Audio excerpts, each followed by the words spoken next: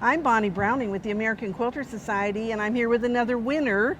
Deb France lives in San Antonio, but you tell me you're originally a Paducah girl. I am. I married a Texan, so please don't hold that against me. Well, and so you won the first place award in bed quilts, Longarm Quilted, sponsored by Hobbs Bonded Fibers. Yes, ma'am. And what a beautiful quilt. Oh, thank you so much. All right, so let's tell people what you did here.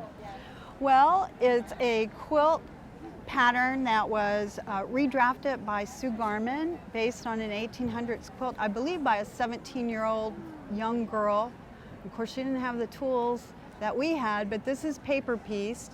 And I took a class from Sue, and I was just going to do a couple blocks, but I have a very stubborn husband who thinks that all quilts should be bed quilts, so I just kept on going. And then when I got to the end with all the colors, I felt like it really needed a border, so I put the black on it to enclose it, and it just happened to be that I bought a new quilt built by Deborah, and it was I Can Quilt It, and it had this beautiful border pattern in it.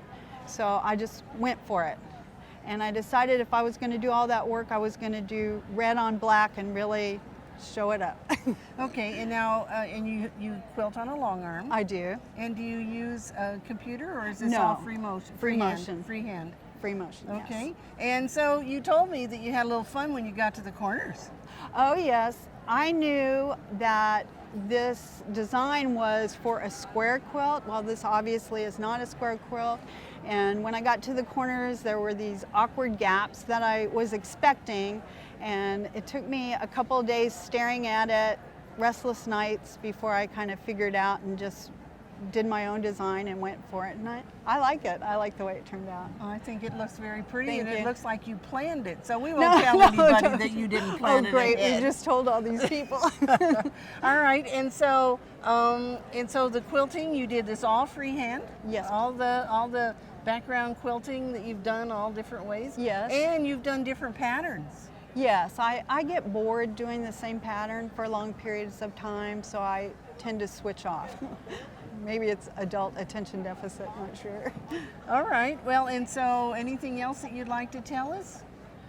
How about all these different fabrics? Did you intentionally do it as a scrap quilt? Yes, I did.